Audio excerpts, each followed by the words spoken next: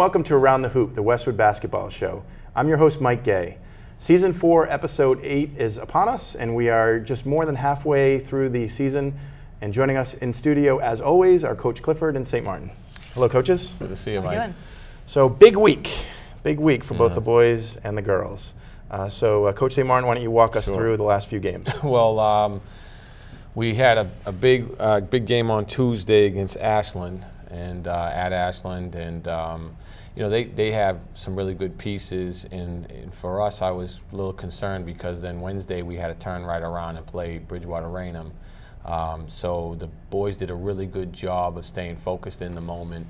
This Monday's practice, we're going through two teams, so that was a little bit of chaos there at practice to kind of talk about both teams and then go through two films without really, losing focused on the first game. And they did a great job, so we were able to secure a win there.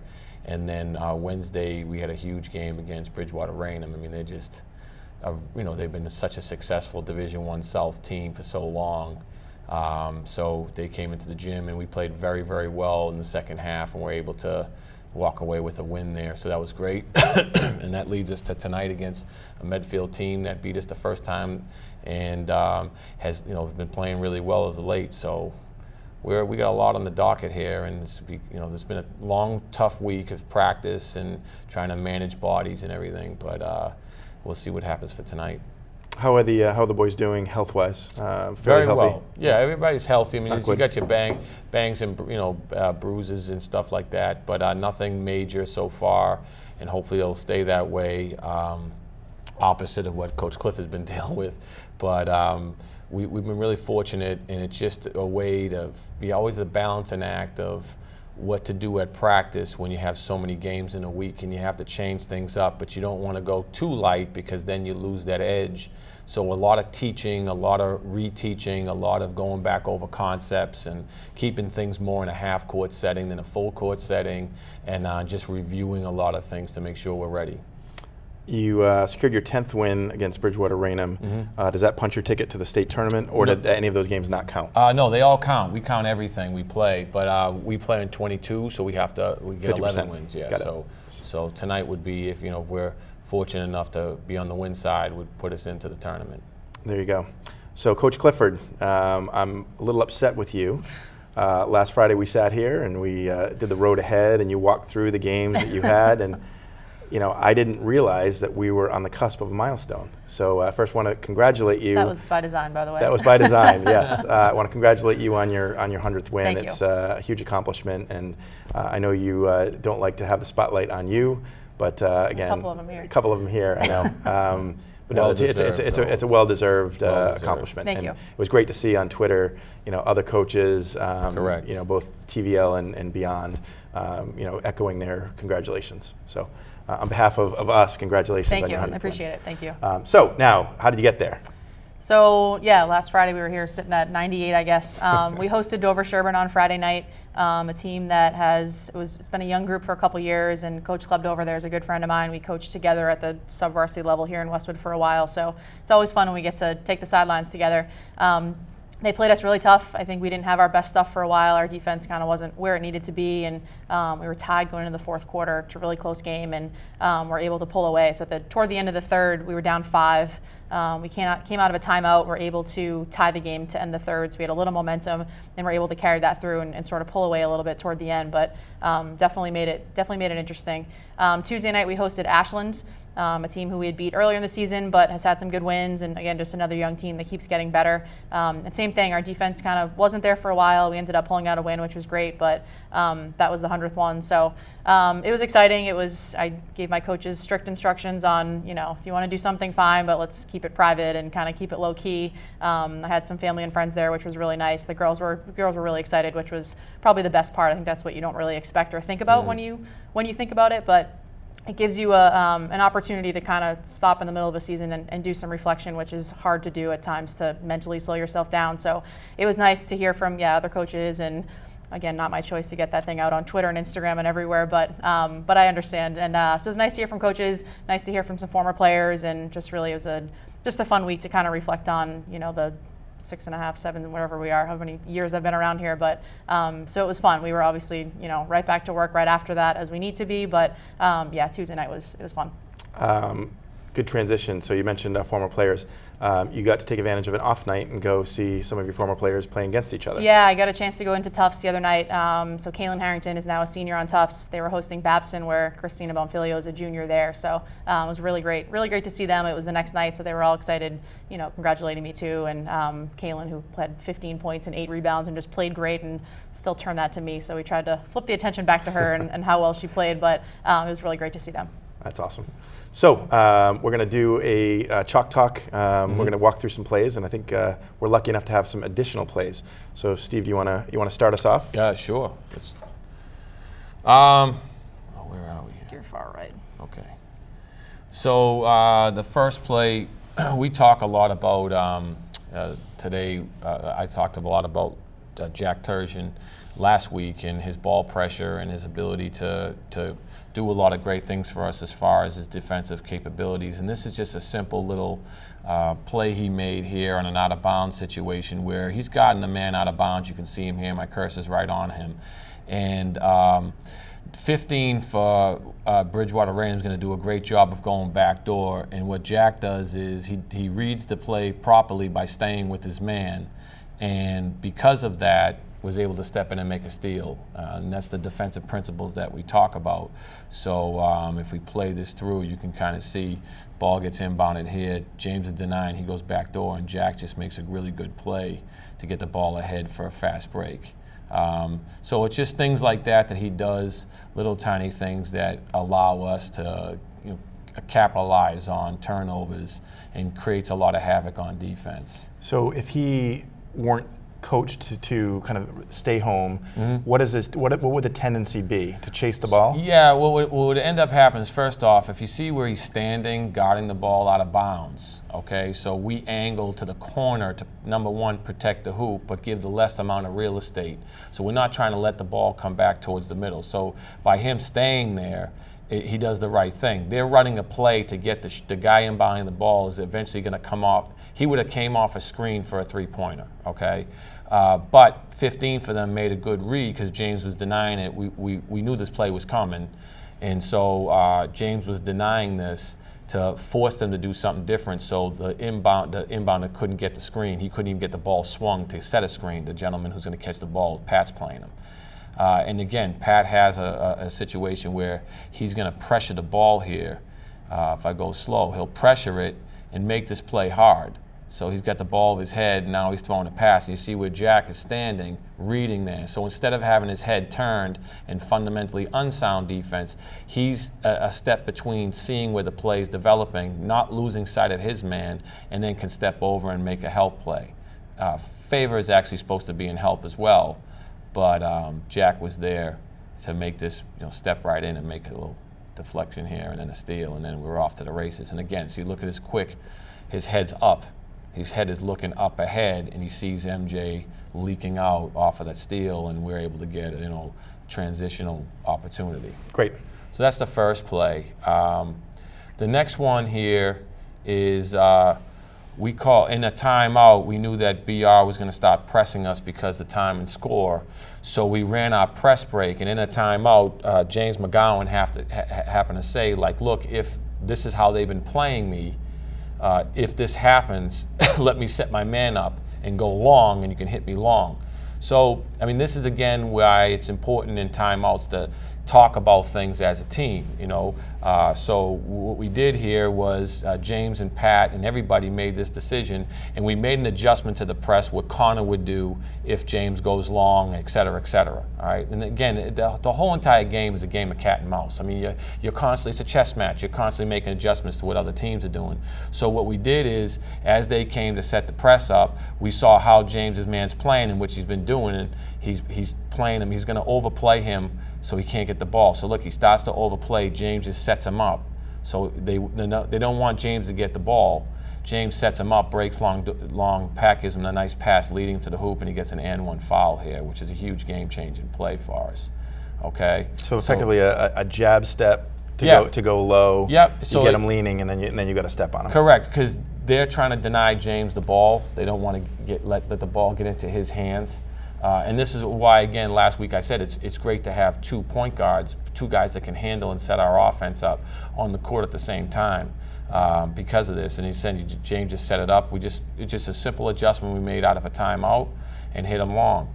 Yeah. And what this ends up doing for us later on in the game, okay, is that allows us to run our regular press breaker even more effective now because now they're afraid of someone going long. Yeah. So, and we've done a couple of different things this game. We had to make some adjustments coming out of the half, the way we ran some offensive things, by the way that they were playing defense, and this is just one of the things we did out of a timeout. And again, it's, hats off to James for saying that. This is what they're doing. Let's try this one time.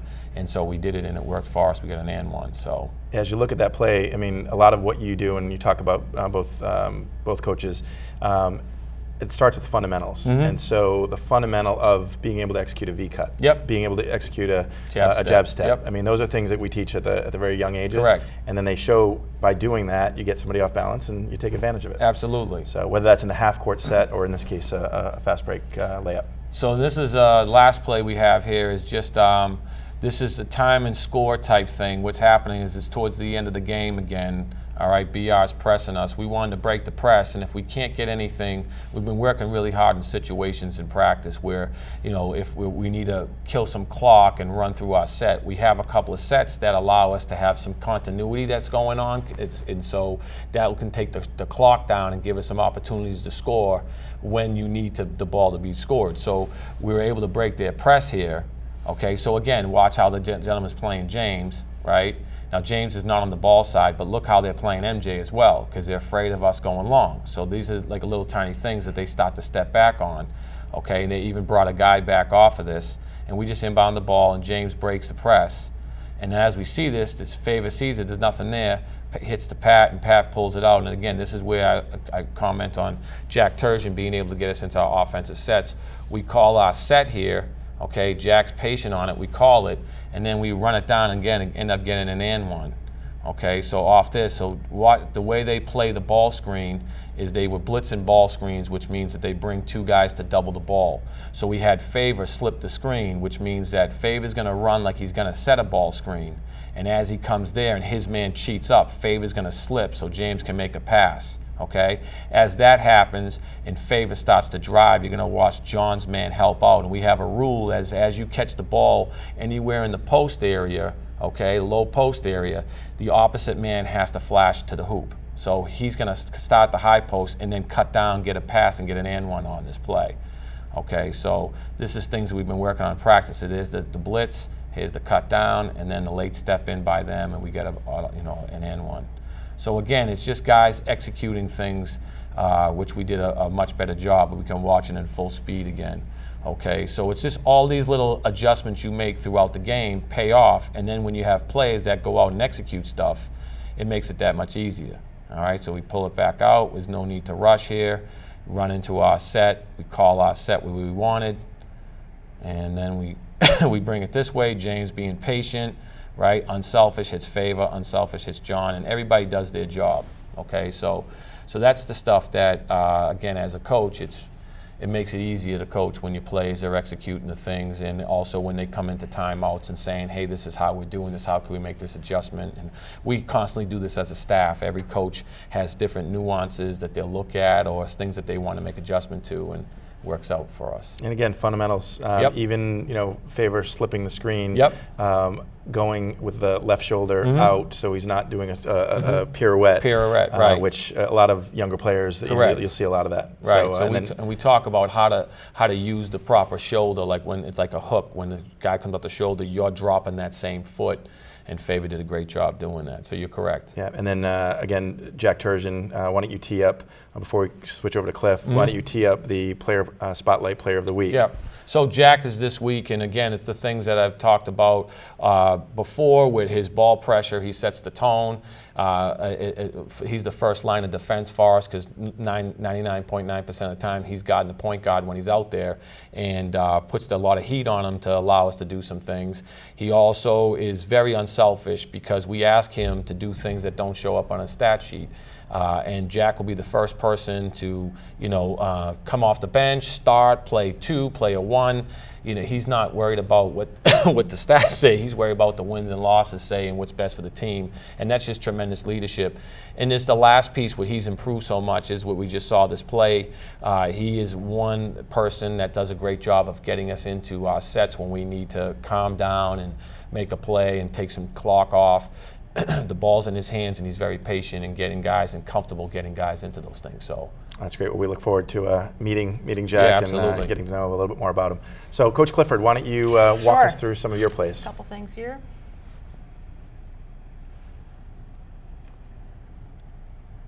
So this first one here, actually, it comes off of an offensive rebound and a turnover. Kind of a lot going on, but what we get into is Katie Kissel has the ball at the top.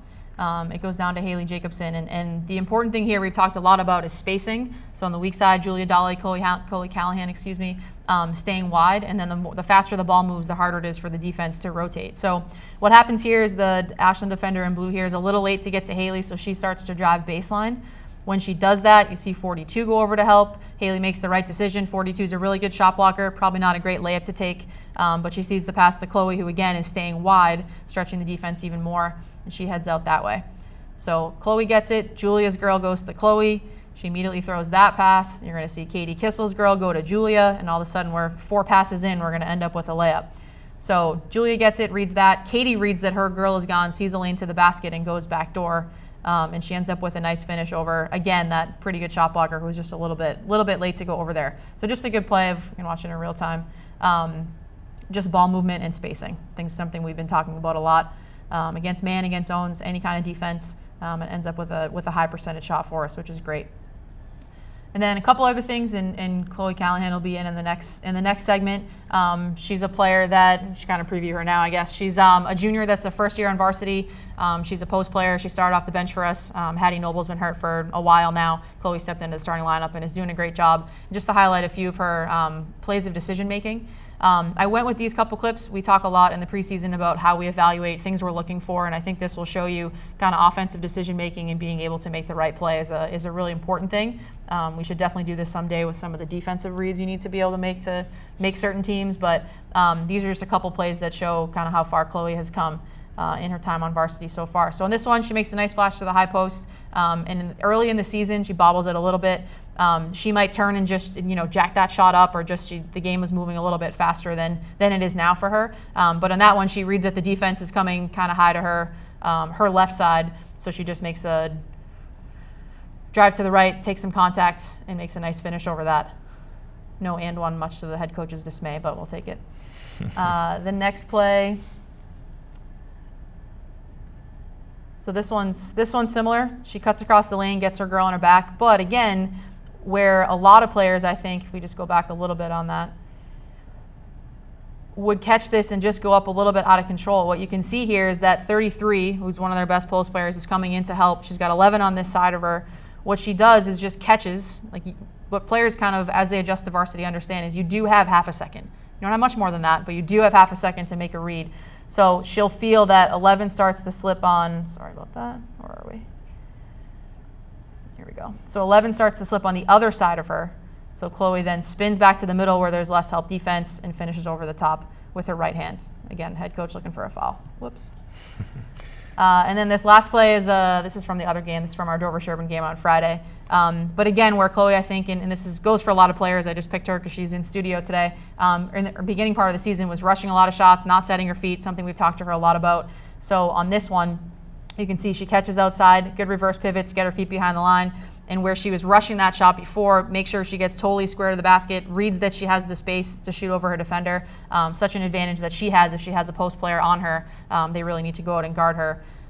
Again, gets her feet set and knocks down the three, which is a huge shot for us to kind of get a little bit of momentum heading into halftime after a slow first half. So just little things, nothing fancy, but things we talk to younger players about, things we're always looking for people to improve on to do that. So there's a couple on the offensive side of the ball, and we should definitely do defense some weeks. So there you go. Things that you I'll work on that. Both help teach the youth, and in fact, Chloe has been a part of the program for a very long time, right? In the summer league. yeah. There was a story floating around. Coach Cliff, you want to tee up Yeah, Chloe? this is she's like a summer clinic legend, I think. So I think it was actually my first summer doing the clinics. We were at Thurston. I think she was going into 6th grade.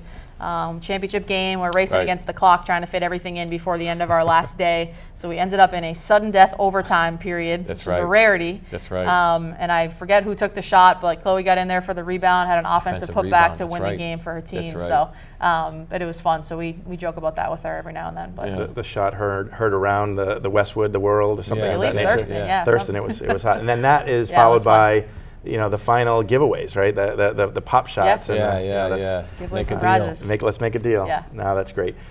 So again, we've got both Jack Turgeon and Chloe Callahan in studio. Mm-hmm. We'll be meeting them next. It was just again a huge week for both the boys and the girls. Again, congratulations, Coach Thank you. Clifford. You're going for your 11th win tonight. Hopefully, punching your ticket to the tournament. Correct. And you Same are deal. same deal. Number 10, but yeah, same idea. Number 10. So let's quick road ahead. Who do you have in the Tuesday we have Hopkinton. Hopkinton right now is a game ahead of us in the league. So they beat us the first time, and we have to take care of business tonight first before we worry about anything. But then Tuesday will be a huge game for us, and then Friday we're on the road at Millis. Got it. So two tough teams. You have to be prepared for. There's no letdown any game you're playing. So.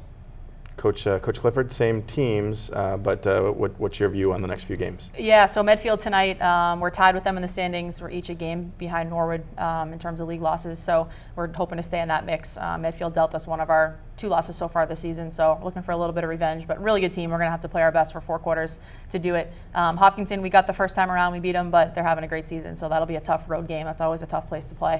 And then, Millis at home is always a tough Millis. one, and I'd rather play them in Westwood than Millis. I think you agree with that, but we switch off years. Right. But tough team, really well coached every year. So we're in the middle of a big stretch right now for us. And we're gonna, I think, find out a lot about ourselves. That's great. Well, we look forward to meeting, the Player Spotlight Player of the Week, Right. and certainly coming out to cheer both of your teams on to punch your ticket and then get better seating as the season unfolds here.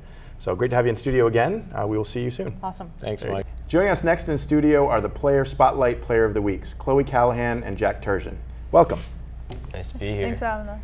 So, Jack, you're a repeat Player of the Week Spotlight individual, as well as joining the captains here in studio. Chloe, this is your first time. Yeah. So, congratulations. Thanks. Chloe, you're a junior, first-year varsity player. Yeah. And we'll start with you. Talk about the transition going from JV and being up in the stands filming the varsity games with me to now being one of the players. Talk about the speed of the game and how that's changed. So it was definitely a huge jump, and it was definitely a lot of confidence that needed to be built for that jump. I started out kind of nervous and a little bit frantic, but as I have started to play with the team, it's gotten a lot better. I've calmed down a little bit, and I think it's just that support from the other players and feeling comfortable to play my game and win with them. That's great. And so you never like to see an injury to any player. With that said, some injuries have really created an opening in the last, I think, 5 or 6 games you've started. And a lot of things have kind of come into focus, right? You're scoring more defensively, you're adding huge contributions to the team. What are you doing differently other than getting more confidence? So I feel like I've just been able to see the court a little bit more, and because I've been able to play with different people, because there's only 3 posts healthy now, so it's just the rotations have been a little bit diverse, that I can play with different people and play with different plays, and I can kind of take on different positions on the court as well. So that's been an interesting experience, but it's been really fun to just see the different perspectives on the court. That's great. Final question, and it's kind of more of as the games have evolved and you've been starting and you've been scoring more last 3 games in double figures, do you feel more pressure now being kind of called on and expected to really do things on both sides of the court? I feel a little bit of pressure. I feel I definitely have to step up more now, because especially with the fewer posts that there are. But I feel like overall it's just like a supportive team, and like no one just has their one eye on that one person to like get everything done. It's just everything's a team effort, which is great. So I don't feel like overwhelmed, but I do they do support me to do my best, which is great. And I lied. One more question. While Coach problem. Clifford, doesn't like to focus on her own accomplishments, what did her 100th win mean to the players? And talk about some of the excitement coming in her last victory. That was a great game because we pulled out with the win at the end. It was just it was such a good end to the fourth quarter, and then her entire family and all of her friends were there, and it was awesome. They're all there to celebrate, and she was just, it was so great to see her so happy, and that's a huge milestone, and it was just great to be there and celebrate with her as a team. Awesome. Well, this is certainly not the last time we'll see you here in the Western Media Center studio. So again, congrats on the recognition. Jack, again, you're a repeat offender of being the Player of the Week in a very positive way. So a senior, I'll say co-captain, but you're one of the 5 captains. You've been, the backbone of this team from a defensive point of view. And unselfish, distributing the ball, kind of not necessarily showing up in the scorebook, but doing all of the little things. Talk about your varsity journey and what it's been like over these last few years. Well, I've got to see a lot of different perspectives as being one of the younger guys on the team at the beginning, Tim Giovino and Aiden Fitzgibbons, and learning a lot from them with how to carry yourself as a leader and how you're supposed to pick guys up and keep everyone responsible and keep everyone accountable. And now it's my responsibility to take care of all the younger guys and show them the way of how you're supposed to lead a team. And even if we're in a difficult situation, losing or something, you gotta keep your head up and you gotta be able to push through and find a way to get the win. Yeah. So, yeah. No, that's great. And some of the plays that we just saw, whether it's, you're the point on the defense, you start the defensive signature or DNA of that trip. Is that something that you have to set the tone early and then just do all the right things? Well, yeah, it starts with me with ball pressure to make sure that I make the other point guard feel uncomfortable and get them tired because they can't get into their offense and that disrupts the entire play. And that's a really good way to make sure that not only is the other team having a hard time scoring, but the rest of our players don't have to work as hard on defense because if there's something going wrong in the backside and help, if I'm pressuring the ball, then they can't find the open man down low. So. No, that's great. Final question, again, as one of the most unselfish players that I've seen on the court, passing up a good shot for a better shot, taking the shot to free up, James or Patrick or whatever player might be double teamed. How does that relate to the younger players? Are you talking to them, taking them aside and telling them this is the way you're a good teammate? Mm-hmm. Yeah, I'm talking to them a little bit about looking for your open shot, and we're running one of our plays that we run with that's a constant pick and roll. We've been talking about not just taking the first shot off of it, and the younger guys are starting to get used to that and making sure that we swing the ball a few times. Even if you have an open three-pointer, we're trying to get an easy shot down low for the big guy. So teaching the younger guys that just wide open three isn't exactly what we're looking for. We're making sure to get open layups and stuff like that. So let's, for on your side, the boys' side, let's talk about the road ahead.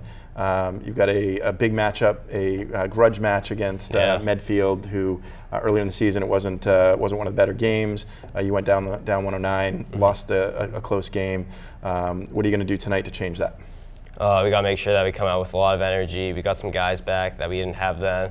And just got to make sure that we start on defense and making good rotations and making the other team feel uncomfortable. And in the first half, we got to make sure that we come out strong and we don't wait till the third quarter to turn it on. Have coach give us a big halftime speech. We got to make sure that we're ones providing the energy. That's great. And the final question for you: while you do all of the things that don't necessarily show up in the scorebook, what are some of the things that you're working on at your game at this point when you've been kind of a staple of the varsity starting five, the rotations, et cetera? One thing that I've been working on is sometimes during games, if Pat and James are having a tough time, getting their shot on their own, I have to make sure that I'm working to get to the rim and get my game going so that the defense can come off of them and come on to other players on the team. So not just me, other players on the team have to step up too and make sure that come playoff time or something, if James and Pat are being doubled, that we got to make sure that other guys are stepping up and getting shots off so that we can allow them to have better shots and opportunities. Yeah, it's interesting. It's again, it's an unselfish thing to do, to take the shot, because if you take the shot and you make them come out and play defense against you, it frees the other players up. Yeah. So again, those things don't necessarily show up in the scorebook, although you knock down the shot, it will. Frees up players that might have a better shot. So again, congratulations to the two of you. Huge week for Westwood, the boys and the girls, both coming off straight wins. Again, Cliff with her 100th win, and Chloe, it's great to see the growth. One final for you, Chloe, in that. I hear that back in 6th grade, there was really a shot that pretty much catapulted you to where you're sitting today. It was the summer clinic, and walk us through what happened and how it was so big in the Callahan household. Yeah, it was huge. It was the summer going into 6th grade, and I was at one of these summer clinics, and it was the championship game, and I was on the fluorescent orange team. We were the air traffic controllers, and someone took a shot and the clock was winding down, and I got the offensive rebound for the putback win. And yep, those are my glory days. Still trying to live it down, but that was definitely where it all skyrocketed. Yes, it took off from there. One of our biggest regrets at Westwood Media Center is that we weren't filming that game. We heard we heard all about it. So again, congratulations on that shot back in 6th grade, and again, the successes that you guys have had has been awesome. Hopefully, you keep on rolling here. So thank you for joining us for Around the Hoop, the Westwood basketball show. Special thanks to both Coach Clifford and St. Martin. It's always awesome to have them in studio, and also our Player Spotlight Player of the Week, Jack Turgeon and Chloe Callahan. Want to also thank our sponsors, Norwood Physical Therapy and the Vanderbilt Club, two great partners of Westwood basketball that make all of this possible. To the staff, our Executive Director, Melinda Garfield, makes all of this possible at Westwood Media Center. To Erica Adams and also Connor Lynch for all of the help that they provide. I love doing the show. If you want to get involved, let me know. We're always looking for people to come down and be a part of the action, either working with Erica in the control room or even replacing me as the host. We will see you next week, where we hope to have both the coaches of the Norwood team to give a spotlight to a future doubleheader that's going to happen on February 7th, which is going to be at Norwood. So again, thank you for joining us. For all of the staff here from Around the Hoop, thank you, and we'll see you next time.